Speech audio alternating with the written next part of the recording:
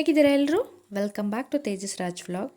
ಇವತ್ತೊಂದು family function ಇತ್ತು, ಹಾಗಾಗಿ ನಾವು ಸ್ಕೂಲ್ ಮುಗಿಸ್ಕೊಂಡು ಸಾಟರ್ಡೇ ಹೊರಟ್ವಿ. ಮಧ್ಯಾಹ್ನ ಸ್ಕೂಲ್ ಮುಗಿಯೋಷ್ಟರಲ್ಲೇ ಸ್ವಲ್ಪ ಲೇಟ್ ಆಗಿತ್ತು, ಮತ್ತು ಮಧ್ಯಾಹ್ನ ಊಟ ಮಾಡಿರಲಿಲ್ಲ. ಆನ್ ದ ವೇ ಊಟನೂ ಸಹ ಮುಗಿಸ್ಕೊಂಡು ನಾವು ನಮ್ಮ ಜರ್ನಿನ ಸ್ಟಾರ್ಟ್ ಮಾಡಿದ್ವಿ. ಇದೇನು ತುಂಬ ದೂರ ಅಲ್ಲ, ಒಂದು 2 hours ಜರ್ನಿ ಆಗುತ್ತೆ. ಹಾಗಾಗಿ ಜರ್ನಿ ಮಾಡ್ಕೊಂಡು ಹೋಗ್ತಾ ಹಾಗೆ ಸುತ್ತಮುತ್ತ ವ್ಯೂನ ನಿಮ್ಮ ಜೊತೆ ಶೇರ್ ಮಾಡಿಕೊಂಡು ಹೋಗೋಣ ಅಂತ ಹೇಳಿ ನಾನು ಇದನ್ನು ಒಂದು ಸಣ್ಣ ವಿಡಿಯೋನ ಕ್ಯಾಪ್ಚರ್ ಮಾಡಿದೆ. ಅದಾದಮೇಲೆ ನಾವು ಸ್ಪಾಟನ್ನು ತಲುಪಿದ್ವಿ. ಇಲ್ಲಿ ನನ್ನ ಮಗ ಆಲ್ರೆಡಿ ನಮ್ಮ ಅತ್ತೆ ಜೊತೆ ಬಂದಿದ್ದ, ಮೊಬೈಲ್ ನೋಡ್ಕೊಂಡು ಕೂತಿದ್ದ. ನಮ್ಮನ್ನು ನೋಡಿದ ತಕ್ಷಣವೇ ಖುಷಿ ಆಯಿತು ಅವನಿಗೆ. ಅದಾದಮೇಲೆ ಇಲ್ಲೆಲ್ಲರೂ ಫ್ಯಾಮಿಲಿ ಫಂಕ್ಷನ್ ಆಗಿರೋದ್ರಿಂದ ಫ್ಯಾಮಿಲಿಯವರೆಲ್ಲ ಸೇರಿಕೊಂಡು ಅಂದರೆ ಅಲಂಕಾರಕ್ಕೆಲ್ಲ ಹೂನೆಲ್ಲ ಪೋಣಿಸ್ತಾ ಇದ್ದರು. ಆಲ್ಮೋಸ್ಟ್ ಎಲ್ಲ ಫ್ಯಾಮಿಲಿನಲ್ಲೆಲ್ಲ ಇದೇ ರೀತಿಯೇ ನಾವು ಮಾಡ್ಕೋತೀವಿ. ಅದಾದಮೇಲೆ ಇಲ್ಲಿ ಭಟ್ರುಗಳೆಲ್ಲ ರಾತ್ರಿ ಊಟಕ್ಕೆ ಮತ್ತು ಬೆಳಗ್ಗೆ ಊಟಕ್ಕೆ ತರಕಾರಿ ಮತ್ತು ಎಲ್ಲ ಹೆಚ್ಚಿಟ್ಕೊಂಡು ಜೊತೆಗೆ ಬೂಂದಿ ಲಾಡು ಮಾಡೋದಕ್ಕೆಲ್ಲ ರೆಡಿ ಮಾಡ್ಕೋತಾ ಇದ್ದರು. ನಾನು ಅದನ್ನು ಸಹ ಕ್ಯಾಪ್ಚರ್ ಮಾಡಿಕೊಂಡೆ. ಇಲ್ಲಿ ಮಕ್ಕಳುಗಳೆಲ್ಲ ಅವ್ರದ್ದೇ ಆದಂಥ ಪ್ರಪಂಚದಲ್ಲಿ ಅವ್ರ ಪಾಡಿಗೆ ಅವರು ಆಟ ಆಡ್ಕೋತಾ ಇದ್ದರು. ಎಲ್ಲರ ಮನೆಯಲ್ಲೂ ಮಕ್ಳುಗಳು ಒಬ್ಬೊಬ್ಬರು ಇಬ್ಬಿಬ್ಬರು ಇರೋದ್ರಿಂದ ಅವ್ರಿಗೆ ಬೋರ್ ಅನಿಸುತ್ತೆ. ಬಟ್ ಈ ಕಡೆ ಈ ಥರ ಹೊರಗಡೆ ಬಂದಾಗ ಫಂಕ್ಷನ್ಸ್ಗಳಲ್ಲಿ ಒಟ್ಟಿಗೆ ಸೇರಿದಾಗ ಅವ್ರಿಗೆ ಎಕ್ಸೈಟ್ಮೆಂಟ್ ಅಂತೂ ಹೇಳೋಕ್ಕಾಗಲ್ಲ, ಅಷ್ಟು ಚೆನ್ನಾಗಿ ಆಟ ಆಡ್ಕೊಂಡಿರ್ತಾರೆ. ಅದಾದಮೇಲೆ ಇವನು ಪುಟಾಣಿ ಪಾಪು, ಇವನದೇ ಆದಂಥ ವರ್ಡಲ್ಲಿದ್ದ. ಇವನು ಸಿಕ್ಕಿದ್ದನ್ನೆಲ್ಲ ಬಾಯಿಗೆ ಹಾಕ್ಕೊಂಡು ಚೆನ್ನಾಗಿ ಆಟ ಆಡ್ಕೊಂಡಿದ್ದ. ಅದಾದಮೇಲೆ ಇಲ್ಲಿ ಪುರೋಹಿತರುಗಳೆಲ್ಲ ಪೂಜೆಗೆಲ್ಲ ರೆಡಿ ಮಾಡ್ಕೋತಾ ಇದ್ದರು. ಫಸ್ಟಿಗೆ ಇಲ್ಲಿ ದೇವ್ರ ಮನೆಯಲ್ಲಿ ಎಲ್ಲ ರೆಡಿ ಮಾಡಿದರು. ಕಲಶಕ್ಕೆಲ್ಲ ಸೀರೆನೆಲ್ಲ ಉಡಿಸಿ ಚೆನ್ನಾಗಿ ರೆಡಿ ಮಾಡಿದರು. ತುಂಬಾ ಚೆನ್ನಾಗಿ ಉಡಿಸಿದ್ರು. ಒಂಚೂರು ರಿಸ್ಕ್ಸ್ ತೊಗೊಂಡ್ರೆ ಎಷ್ಟು ಪಟ ಅಂತ ಉಡಿಸ್ತಿದ್ರು ಅಂದರೆ ಸೀರೆನ ಅಷ್ಟು ಚೆನ್ನಾಗಿ ಉಡಿಸಿದ್ರು. ನಾನು ಅದನ್ನು ಸಹ ಒಂದು ಸಣ್ಣದಾಗಿ ಒಂದು ಕ್ಯಾಪ್ಚರ್ನ ಮಾಡಿಕೊಂಡೆ. ಅದಾದಮೇಲೆ ಇಲ್ಲಿ ಸತ್ಯನಾರಾಯಣ ಪೂಜೆಗೆ ಅಂತ ಹೇಳಿ ಹೂವಿನ ಅಲಂಕಾರಕ್ಕೆ ಏನೇನು ಬೇಕು ಎಲ್ಲದನ್ನು ಸಹ ರೆಡಿ ಮಾಡ್ಕೋತಾ ಇದ್ದರು. ನಾನಿಲ್ಲಿ ಸ್ಯಾರಿನ ಹಾಕಿರೋದನ್ನು ವಿಡಿಯೋ ಮಾಡ್ಕೊಳ್ಳೋದನ್ನು ಮಿಸ್ ಮಾಡ್ಕೊಬಿಟ್ಟಿದ್ದೀನಿ. ಅದು ತುಂಬಾ ಇಂಪಾರ್ಟೆಂಟ್ ಆಗಿತ್ತು. ಯಾಕೆ ಅಂತ ಅಂದರೆ ಎಲ್ರಿಗೂ ಇದು ಹೆಲ್ಪ್ ಆಗ್ತಾಯಿತ್ತು. ವರಮಹಾಲಕ್ಷ್ಮಿ ಹಬ್ಬದಲ್ಲಿ ಸೀರೆ ಉಡ್ಸೋದಕ್ಕೆಲ್ಲ ಅದು ಒಂದು ಮಾಡ್ಕೋಬೇಕಾಗಿತ್ತು. ನೆಕ್ಸ್ಟ್ ಟೈಮ್ ಯಾವುದಾದ್ರೂ ಫಂಕ್ಷನ್ಸಲ್ಲಿ ಏನಾದರೂ ಅದು ಆಪ್ಷನ್ ಸಿಕ್ಕಿದ್ರೆ ಖಂಡಿತ ವಿಡಿಯೋ ಮಾಡಲಿಕ್ಕೆ ಟ್ರೈ ಮಾಡ್ತೀನಿ. ಇನ್ನು ಪೂಜೆ ಎಲ್ಲ ಸ್ಟಾರ್ಟ್ ಆಯಿತು.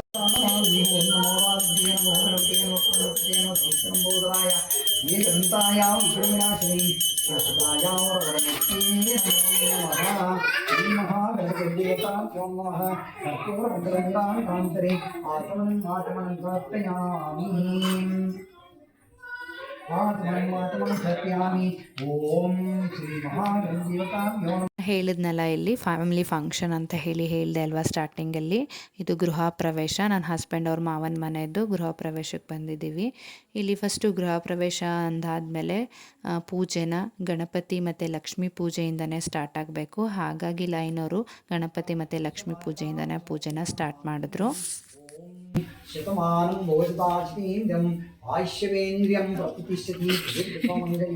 ಇನ್ನು ನೈಟು ಏನೇನೆಲ್ಲ ಪೂಜೆಗಳನ್ನೆಲ್ಲ ಮುಗಿಸ್ಕೋಬೇಕು ಅದನ್ನೆಲ್ಲದನ್ನು ಸಹ ಐನೋರು ಹೇಳಿ ಎಲ್ಲ ಮಾಡಿಸಿ ಪೂಜೆಗಳೆಲ್ಲ ಮಾಡಿಸಿದ್ದಾಯಿತು. ಆಲ್ರೆಡಿ ತುಂಬ ಲೇಟ್ ಆಗಿತ್ತು. ನಾವೆಲ್ಲರೂ ಸಹ ಫ್ಯಾಮಿಲಿ ಮೆಂಬರ್ಸು ಊಟಕ್ಕೆಲ್ಲ ಕೂತ್ಕೊಂಡು ಊಟನ ಮುಗಿಸ್ಕೊಂಡು ಇನ್ನು ಬೆಳಗ್ಗೆ ಪುರೋಹಿತರು ಬೇಗನೆ ಹೇಳಲಿಕ್ಕೆ ಹೇಳಿದರು. ಹಾಗಾಗಿ ನಾವು ಒಂದು 3 ಎದ್ದು ಎಲ್ಲ ಫ್ರೆಶಪ್ ಆಗಿ ರೆಡಿ ಎಲ್ಲ ಆಗಿ ಇನ್ನು ಗಂಗೆ ಪೂಜೆ ಎಲ್ಲ ಮಾಡಬೇಕಲ್ಲ ಬೆಳಗ್ಗೆ. ಹಾಗಾಗಿ ಅದಕ್ಕೋಸ್ಕರ ಎಲ್ಲ ರೆಡಿ ಮಾಡಿಕೊಂಡು ಗಂಗೆ ಪೂಜೆನೂ ಸಹ ಮಾಡಿಕೊಂಡು ಈಗ ಬಾಗಿಲಿಗೆಲ್ಲ ಪೂಜೆ ಮಾಡಬೇಕಾಗಿರೋದ್ರಿಂದ ಪೂಜೆನ ಮಾಡ್ತಿದ್ದಾರೆ. ಇವರು ನಮ್ಮ ಅತ್ತೆ ಇದ್ದಾರಲ್ಲ, ನಮ್ಮ ಅತ್ತೆ ತಂಗಿ ಮತ್ತು ಅವರ ಹಸ್ಬೆಂಡು ಅವರೇ ಎಲ್ಲ ಮುಂದೆ ನಿಂತು ಪೂಜೆನ ಮಾಡಿಕೊಡ್ತಾ ಇರೋದು ಈ ಒಂದು ಗೃಹ ಪ್ರವೇಶದಲ್ಲಿ. ನಮಗಂತೂ ಈ ಥರ ಫ್ಯಾಮಿಲಿ ಫಂಕ್ಷನ್ಸ್ ಅಂದಾಗ ನಮಗೆ ತುಂಬಾ ಅಂದರೆ ತುಂಬಾ ಎಕ್ಸೈಟ್ಮೆಂಟು. ಯಾಕೆ ಅಂತಂದರೆ ನಾವಿಬ್ಬರೂ ವರ್ಕಿಂಗ್ ಆಗಿರೋದ್ರಿಂದ ಎಲ್ಲೂ ಯಾವ ಫ್ಯಾಮಿಲಿ ಫಂಕ್ಷನ್ಸ್ಗಳಿಗೆ ಹೋಗೋದಕ್ಕೆ ಆಗೋದೇ ಇಲ್ಲ. ಅದು ಅಲ್ಲದೆ ಇದು ಸಂಡೇ ಇದ್ದಿದ್ದರಿಂದ ನಮಗೆ ತುಂಬಾ ಅನುಕೂಲ ಸಹ ಆಯಿತು. ತುಂಬಾ ಖುಷಿ ಆಯಿತು ನಮಗೆ. ಒಂದು ಫ್ಯಾಮಿಲಿ ಫಂಕ್ಷನ್ನ ಅಟೆಂಡ್ ಮಾಡಿದ ಫೀಲ್ ಅಂತೂ ತುಂಬಾ ಚೆನ್ನಾಗಿರುತ್ತೆ. ಎಲ್ಲರೂ ಒಟ್ಟಿಗೆ ಸೇರಿದಾಗ ತುಂಬ ದಿವಸಗಳದ ಮೇಲೆ ಆ ಮಾತುಕತೆ ಹರಟೆ ಇದನ್ನೆಲ್ಲ ತುಂಬಾ ಮಿಸ್ ಮಾಡ್ಕೋತಾ ಇದ್ದೆ ನಾನಂತೂ. ಅದಾದಮೇಲೆ ಇಲ್ಲಿ ಗಂಗೆ ಪೂಜೆನ ಮಾಡ್ತಾಯಿದ್ದೀನಿ. ನನ್ನ ಪಕ್ಕದಲ್ಲಿ ನಿಂತಿರೋರು ನನ್ನ ಸಿಸ್ಟರು. ಇನ್ನು ಕೈಗೆ ಕಂಕಣ ಎಲ್ಲ ಕಟ್ಕೊಂಡು ಅದಾದಮೇಲೆ ನಾನು ಮತ್ತು ನನ್ನ ಸಿಸ್ಟರ್ ಇಬ್ಬರೂ ನೀರನ್ನು ತೊಗೊಂಡು ಒಳಗಡೆ ಹೋಗಬೇಕಂದ್ರೆ ಗಂಗೆನ ತೊಗೊಂಡು ಒಳಗಡೆ ಹೋಗಬೇಕಾಗಿರೋದ್ರಿಂದ ಕುಂಕುಮ ಹೂವು ಮತ್ತು ಮಡ್ಲಕ್ಕಿನ ಕೊಟ್ಟು ಅದಾದಮೇಲೆ ಗಂಗೆ ತೊಗೊಂಡು ಹೋಗಬೇಕು ಅಂತ ಹೇಳಿ ಐನೋರು ಹೇಳ್ತಾಯಿದ್ರು. ಹಾಗಾಗಿ ಅದ್ರ ಪ್ರಕಾರನೇ ನಮಗೆ ಇಲ್ಲಿ ಅರಿಶಿನ ಕುಂಕುಮ ಹೂವು ಮತ್ತು ಎಲೆ ಅಡಿಕೆ ಬಾಳೆಹಣ್ಣು ಎಲ್ಲದನ್ನು ಸಹ ಕೊಡ್ತಾಯಿದ್ರು ನಮ್ಮ ಅತ್ತೆ ಇಲ್ಲಿ. ಅದಾದಮೇಲೆ ಇಲ್ಲಿ ನಾವು ಫಸ್ಟು ಹಸುನ ಒಳಗಡೆ ಕರ್ಕೊಂಡು ಹೋಗ್ಬೇಕಂತೆ. ಹಾಗಾಗಿ ಯಾವುದೇ ಗೃಹ ಪ್ರವೇಶ ಆದ್ರೂ ಇದು ಒಂದು ರೂಢಿ ಅಲ್ವಾ, ಹಸುನ ಕರ್ಕೊಂಡು ಹೋಗೋದು. ಅದು ಸುಮ್ಮನೆ ಪಾಲಿಸ್ಕೊಬಂದ ಇಲ್ಲ ಅವತ್ತಿಂದ. ಅದು ಏನು ಅಂತ ಅಂದರೆ, ಮನೆಗೆ ಹಸುನೇ ಫಸ್ಟು ಒಳಗಡೆ ಕರ್ಕೊಬರೋದ್ರಿಂದ ಯಾವುದೇ ಥರ ನೆಗೆಟಿವ್ ಎನರ್ಜಿ ಏನೂ ಇಲ್ಲದೆ ಯಾವಾಗಲೂ ಪಾಸಿಟಿವ್ ವೈಬ್ಸ್ ಇರುತ್ತೆ. ಮತ್ತು ಹಸುನ ನಾವು ಲಕ್ಷ್ಮೀ ಸಂಕೇತ ಅನ್ನೋದ್ರಿಂದ, ಲಕ್ಷ್ಮೀ ಸ್ವರೂಪಿಯಾದಂತಹ ಹಸು ಮನೆ ಒಳಗಡೆ ಬಂದರೆ ಯಾವಾಗಲೂ ಲಕ್ಷ್ಮಿ ನಮ್ಮ ಮನೆಯಲ್ಲಿ ನೆಲೆಸಿರ್ತಾಳೆ ಅನ್ನೋದು ಒಂದು ನಂಬಿಕೆ ಇದೆ. ಹಾಗಾಗಿ ಅದನ್ನೇ ಫಾಲೋ ಮಾಡಿಕೊಂಡು ಬರ್ತಾರೆ ಜನಗಳು ಎಲ್ಲರೂ. ಆಲ್ಮೋಸ್ಟ್ ಎಲ್ಲರೂ ಇದನ್ನೇ ಸಹ ಅಲ್ವಾ ಫಾಲೋ ಮಾಡೋದು ಎಲ್ಲರೂ ಮನೆಗಳಲ್ಲೂ. ಅದೇ ರೀತಿ ಇಲ್ಲೂ ಕೂಡ ನಾವು ಮಾಡಿದ್ದಾಯಿತು. ಇನ್ನು ಹಸುನ ಕರ್ಕೊಬಂದಮೇಲೆ ಅದಕ್ಕೆ ಪಾದಗಳನ್ನೆಲ್ಲ ತೊಳೆದು ನೀರಿಂದ ಅದಕ್ಕೆ ಅರಿಶಿನ ಕುಂಕುಮ ಎಲ್ಲ ಇಟ್ಟು, ಅದಾದಮೇಲೆ ಅದರ ಬೆನ್ನ ಮೇಲೆ ಹೊಸ ಸೀರೆನ ಹೊದಿಸ್ಲಿಕ್ಕೆ ಹೇಳಿದ್ರು. ಅದನ್ನೆಲ್ಲ ಹೊದಿಸಿ ಇನ್ನು ಹಾರ ಎಲ್ಲ ಹಾಕಿ ಪುರೋಹಿತರು ಹಸುನ ಒಳಗಡೆ ಕರ್ಕೊಂಡು ಹೋಗೋದಕ್ಕೂ ಮುಂಚೆ ಅದಕ್ಕೆ ಪೂಜೆ ಎಲ್ಲ ಮಾಡಬೇಕಂತೆ. ಪೂಜೆ ಎಲ್ಲ ಮಾಡಿ ಅದಾದಮೇಲೆನೇ ಲಕ್ಷ್ಮಿನ ಒಳಗಡೆ ಕರ್ಕೋಬೇಕಂತೆ, ಲಕ್ಷ್ಮೀ ಸ್ವರೂಪಿಯಾದಂಥ ಹಸುನ. ಹಾಗಾಗಿ ಅದೇ ರೀತಿಯೇ ನಾವೆಲ್ಲ ಇಲ್ಲಿ ಮಾಡ್ತಾಯಿದ್ವಿ. ಮನೆ ಕಟ್ಟಬೇಕಾದ್ರೆ ಹೇಗೆ ಮಾಡ್ತಿದ್ದಾರೆ ಅಂದರೆ, ಈಗಿನೆಲ್ಲರೂ ಗ್ರನೈಟ್ಸು ಅಥವಾ ಟೈಲ್ಸು ಇದನ್ನೇ ಹಾಕೋದ್ರಿಂದ ಹಸುಗಳಿಗೆ ಬರೋದಕ್ಕೆ ಆಗಲ್ಲ, ತುಂಬಾ ಸ್ಕಿಡ್ ಆಗುತ್ತೆ. ಇಲ್ಲೂ ಕೂಡ ಅದೇ ರೀತಿ ಆಗ್ತಾಯಿತ್ತು. ತುಂಬ ಮ್ಯಾಟ್ಗಳನ್ನೆಲ್ಲ ಹಾಕಿ ಅದಾದಮೇಲೆ ಅದಕ್ಕೆ ಕಂಫರ್ಟ್ ಮಾಡಿ ನಡಿಲಿಕ್ಕೆ ಆಮೇಲೆ ಒಳಗಡೆ ಕರ್ಕೊಂಬಂದಿದ್ದಾಯಿತು. ತುಂಬ ಅಂದರೆ ತುಂಬಾ ಪಾಪ ನನಗೆ ಗಾಬರಿ ಆಗ್ತಿತ್ತು, ಎಲ್ಲಿ ಜಾರಿ ಬೀಳುತ್ತೋ ಹಸು ಅನ್ನೋ ರೀತಿ ಜಾರ್ತಾ ಇತ್ತು ಅದಕ್ಕೆ ಕಾಲು.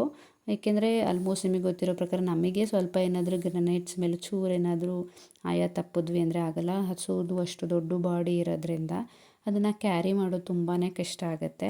ಅದಾದಮೇಲೆ ಇಲ್ಲಿ ಇನಾಗ್ರೇಷನ್ ಥರ ಮಾಡಿದ್ರು. ಬಿಳಿ ಬಟ್ಟೆನ ಹಾಕಿ ಬಾಗಿಲಲ್ಲಿ ಮನೆ ಓನರ್ ಕೈಲಿ, ಅಂದರೆ ನಮ್ಮ ಹಸ್ಬೆಂಡ್ ಅವ್ರ ಮಾವನ ಕೈಲಿ ಆ ಪರ್ದೆನ ಎಳ್ಸಿದ್ರು.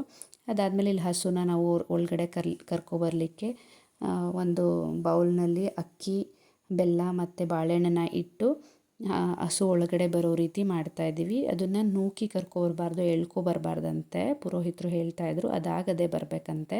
ಇನ್ನು ಹಸು ಎಲ್ಲ ಬಂದಿದ್ದು ಆದಮೇಲೆ ನೆಕ್ಸ್ಟು ಪೂಜೆ ಮಾಡಿರ್ತಾರಲ್ಲ, ಮನೆಗೆ ಪೂಜೆ ಮಾಡ್ತಾರಲ್ಲ, ಅವರು ಸೇರನ್ನ ಒದ್ದು ಒಳಗಡೆ ಬರಬೇಕು. ಅದಾದಮೇಲೆ ಲಕ್ಷ್ಮಿ ಫೋಟೋ ಒಳಗಡೆ ಬರಬೇಕು. ಅದಾದಮೇಲೆ ಗಂಗೆ ಒಳಗಡೆ ಬರಬೇಕು ಅಂತ ಹೇಳಿ ಪುರೋಹಿತರು ಹೇಳ್ತಾಯಿದ್ರು. ಅದ್ರ ಪ್ರಕಾರನೇ ನಾವು ಫಾಲೋ ಮಾಡ್ತಾಯಿದ್ವಿ. ಇನ್ನು ನಾವು ಗಂಗೆ ತೊಗೊಂಬಂದಿರೋದ್ರಿಂದ ಅಡುಗೆ ಮನೆಯಲ್ಲಿ ಇಟ್ಟು, ಏಕೆ ಅಂತಂದರೆ ನಾವು ಪ್ರತಿದಿನ ಅಡುಗೆ ಮನೆಯಲ್ಲಿ ನೀರಿಲ್ಲದೆ ಏನೂ ಕೆಲಸ ಮಾಡಲ್ಲ. ಹಾಗಾಗಿ ಗಂಗೆ ಅನ್ನೋದು ತುಂಬಾ ಇಂಪಾರ್ಟೆಂಟು ಅಡುಗೆನಲ್ಲಿ. ಹಾಗಾಗಿ ಫಸ್ಟ್ ಗಂಗೆನ ತೊಗೊಬರ್ಬೇಕಂತೆ ಅಡುಗೆ ಮನೆಗೆ. ಅದಾದಮೇಲೆ ಇಲ್ಲಿ ಒಲೆನ ಹಚ್ಚಿ ಹಾಲನ್ನು ಉಕ್ಕಲಿಕ್ಕೆ ಇಟ್ಟಿದ್ವಿ. ಹಾಲು ಕೂಡ ಚೆನ್ನಾಗಿ ಉಕ್ಕಿ ಬಂತು. ಈ ಒಂದು ಫಂಕ್ಷನ್ ತುಂಬ ಅಂದರೆ ತುಂಬ ಚೆನ್ನಾಗಿ ಆಯಿತು. ನಮಗಂತೂ ಎಷ್ಟು ಸಮಾಧಾನ ಆಯಿತು, ಖುಷಿ ಆಯಿತು ಅಂತ ಅಂದರೆ, ಇದು ಒಂದು ಫಂಕ್ಷನ್ ಅಟೆಂಡ್ ಮಾಡಿ ಬಂದಿದ್ದು ತುಂಬ ಅಂದರೆ ತುಂಬಾ ಖುಷಿ ಆಯಿತು. ಎಲ್ರಿಗೂ ಅಷ್ಟೇ ಅಲ್ವಾ, ಎಲ್ಲ ಫ್ಯಾಮಿಲಿ ತಮ್ಮವ್ರ ಜೊತೆ ಮೀಟ್ ಮಾಡಿದಾಗ ಆಗುವಂಥ ಖುಷಿ ಹೇಳೋಕ್ಕಾಗಲ್ಲ, ಅಷ್ಟು ಚೆನ್ನಾಗಿರುತ್ತೆ. ನನಗೂ ಕೂಡ ಅದೇ ಥರ ಫೀಲು. ಇನ್ನು ಇಲ್ಲಿ ಪುರೋಹಿತರು ಸತ್ಯನಾರಾಯಣ ಪೂಜೆಗೆ ಅಂತ ಹೇಳಿ ಎಲ್ಲ ರೆಡಿ ಮಾಡ್ಕೊಂಡಿದ್ರು ಅಲ್ವಾ. ರಾತ್ರಿಯೇ ಕಮಲದ ಹೂವು ಇಡೋದು ಒಂದು ಬಾಕಿ ಇತ್ತು. ಯಾಕೆಂತಂದರೆ ರಾತ್ರಿಯೇ ಇಟ್ಟರೆ ನಿಮಗೆಲ್ಲ ಗೊತ್ತಿರೋ ರೀತಿ ಬಾಡಿ ಹೋಗಿಬಿಡುತ್ತೆ. ಹಾಗಾಗಿ ಇಲ್ಲಿ ಬೆಳಗ್ಗೆನೇ ಕಮಲದ ಹೂವನ್ನು ಇಡ್ತಿದ್ದಾರೆ. ಲಕ್ಷ್ಮೀ ದೇವಿಗೆ ಕಮಲದ ಹೂವು ಅಂದರೆ ತುಂಬಾ ಇಷ್ಟ ಅಂತೆ. ಹಾಗಾಗಿ ಕಮಲದ ಹೂವು ಶ್ರೇಷ್ಠ ಇಡೋದು ಅಂತ ಹೇಳಿ ತರಿಸಿದ್ರು ಪುರೋಹಿತರು. ಹಾಗಾಗಿ ಕಮಲದ ಹೂವನ್ನ ಈಗ ಬೆಳಗ್ಗೆ ಇಡ್ತಿದ್ದಾರೆ, ಬಾಡೋಗಬಾರ್ದು ಅಂತ ಹೇಳಿ ರಾತ್ರಿಯೇ ಇಟ್ಟರೆ. ಇನ್ನು ಗೆಜ್ಜೆ ಬತ್ತಿ ಎಲ್ಲ ಹಾಕಿ ರೆಡಿ ಮಾಡ್ಕೋತಾ ಇದ್ರು ಪುರೋಹಿತರು.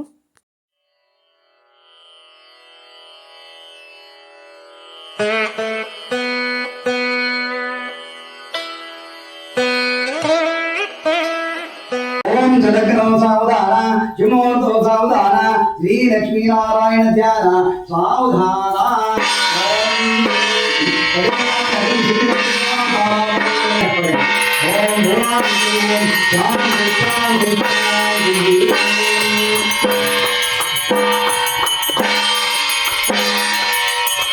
ಇನ್ನು ಹೋಮದ ಕೊಂಡಕ್ಕೆ ಹಾಕೋದಕ್ಕೆ ಅಂತ ಹೇಳಿ ಎಲ್ರಿಗೂ ಕಡಲೆಪುರಿ ಥರ ಕೊಡ್ತಾರಲ್ಲ. ಸೊ ಹಾಗಾಗಿ ನನ್ನ ಮಗ ಅದನ್ನು ನೋಡಿದ್ರೆ ಕಡಲೆಪುರಿ ಅಂತ ಹೇಳಿ ಎಲ್ಲಿ ತಿನ್ಕೊಬಿಡ್ತಾನೋ ಅನ್ನೋ ಭಯದಿಂದನೇ ಅವನನ್ನು ಕರ್ಕೊಂಡೋಗಿ ಹುಷಾರಾಗಿ ನನ್ನ ಹಸ್ಬೆಂಡು ಅದನ್ನು ಹೋಮದ ಕೊಂಡದೊಳಗಡೆ ಹಾಕಿಸ್ತಿದ್ದಾರೆ.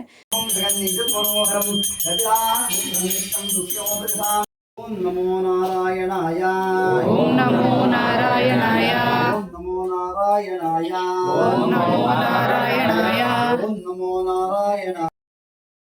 ರಾಜಾಧ ಲಕ್ಷ್ಮೀನಾರಮ್ಮ ನಿಜಯನ್ನೋ ನಿಜಯೀಕುದ ನಿಜಕಾರಣಾಂಗಮದ ಜಿತೇಂದ್ರಮಾಶ್ಯಮೇಂದ್ರಿಯಂ ಪ್ರತಿಷ್ಠತಿ ದೀರ್ಘಸಮಂಗಲಿ ಭವಾಯುರಾರೋಗೈಶ್ವರ್ಯ ಅಷ್ಟೇ ಪತ್ರಚಿತ್ರಾಂತರಿರತು ಸಕಲಕರ್ಮಗಳಾಯ ಭವಂತು ಮಹಾಲಕ್ಷ್ಮೀ ಅಷ್ಟಲಕ್ಷ್ಮೀ ಶ್ರೀ ಸತ್ಯನಾರಾಯಣ ಸ್ವಾಮಿ ದೇವತಾ ಪ್ರಸಾದ ಫಲ ಸಿದ್ಧಿರಸ್ತು ಆಮೇಲೆ ಕೊಡ್ತೀನಿ ಅದು ಪೂಜೆ